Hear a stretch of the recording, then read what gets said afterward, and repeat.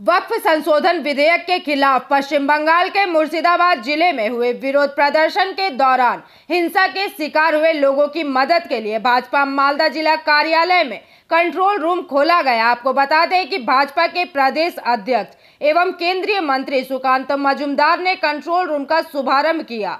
गौरतलब है कि वक्फ संशोधन विधेयक के खिलाफ देश के विभिन्न हिस्सों के साथ साथ पश्चिम बंगाल में भी विरोध प्रदर्शन किया जा रहा है तथा राज्य के मुर्शिदाबाद में हुए हिंसक विरोध प्रदर्शन में अब तक कई लोगों की मौत भी हो चुकी है। वहीं घटना के बाद काफी संख्या में लोग अपने घर बार छोड़कर स्कूलों व अन्य सार्वजनिक स्थलों में शरण लिए हुए हैं।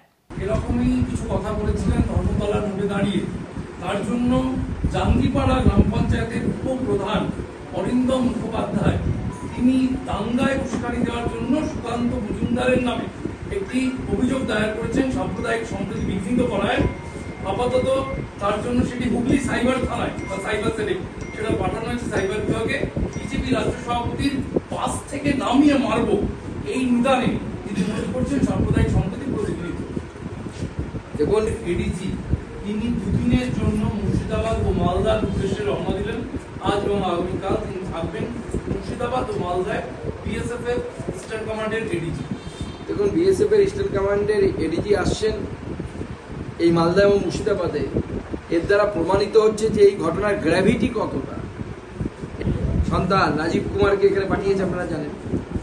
তো তাকে নির্দেশ দিয়েছে কোন যেন তেন প্রকারেণ এই যে রিফিউজি ক্যাম্প, এই রিফিউজি ক্যাম্প যেন তেন প্রকারেণ বন্ধ করতে হবে। তাই ক্রমাগত চাপ দেওয়া হচ্ছে তাদেরকে ছেড়ে চলে যাওয়ার জন্য। এই মুহূর্তে ৭০-৭৫ খানা পরিবার অবশিষ্ট আছে যারা পাল্লালপুর স্কুলে এখনো আশ্রয় নিয়ে আছে।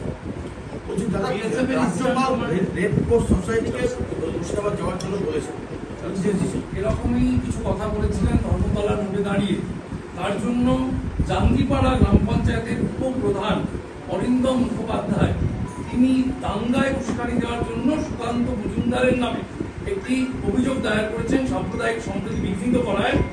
আপাতত তার জন্য সেটি হুগলি সাইবার থানায় বা সাইবার সেলে সেটা পাঠানো হয়েছে সাইবার বিভাগে। বিজেপি রাজ্য সভাপতির পাশ থেকে নামিয়ে মারব এই নিদানে তিনি মনে করছেন সাম্প্রদায়িক সম্প্রীতি প্রতিনিধিত্ব। দেখুন, প্রথম কথা হচ্ছে এই অরিন্দম মুখোপাধ্যায় না কি নাম বললেন আর কি, আমার মনে হচ্ছে টাইটেলটা ভুল করে হয়ে গেছে। এফিডেভিট করা উচিত, হ্যাঁ, এবং সঠিক নাম তার নেওয়া উচিত।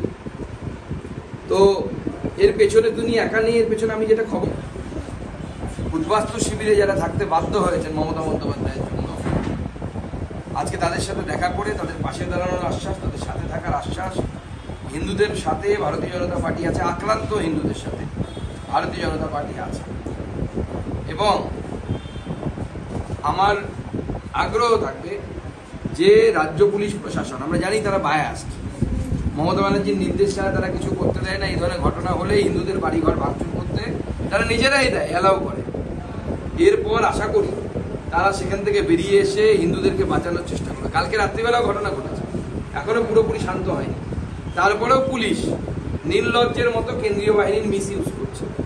কেন্দ্রীয় বাহিনীকে যে জায়গায় নিয়ে যাওয়ার কথা সে জায়গায় নিয়ে যাচ্ছে না, কারণ কেন্দ্রীয় বাহিনী ডিপ্লয়মেন্টের দায়িত্বটা নিয়ম অনুসারে এসপির উপরে থাকে এবং এসপি এবং আইসি প্রায় ২০০-২৫০টি পরিবার প্রথমে নিয়েছিল। তারপরে আস্তে আস্তে পুলিশ এবং জেলা প্রশাসন তাদেরকে বাড়ি ফেরানোর জন্য হঠাৎ করে উদ্গ্রীব হয়ে গেছে।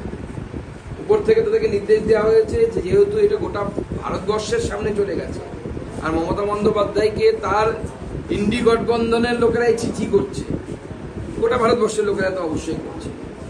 তো স্বাভাবিকভাবে মমতা বন্দ্যোপাধ্যায় তার ডিজি পুলিশ আদরের সন্তান রাজীব কুমারকে এখানে পাঠিয়েছে, আপনারা জানেন। তো তাকে নির্দেশ দিয়েছে কোন যেন তেন প্রকারেণ এই যে রিফিউজি ক্যাম্প, এই রিফিউজি ক্যাম্প যেন তেন প্রকারেণ বন্ধ করতে হবে। Bureau report PVTV news. नियमित अपडेट एवं दुनिया भर की ताज़ा खबरों के लिए हमारे फेसबुक पेज को फॉलो एवं यूट्यूब चैनल को सब्सक्राइब करें।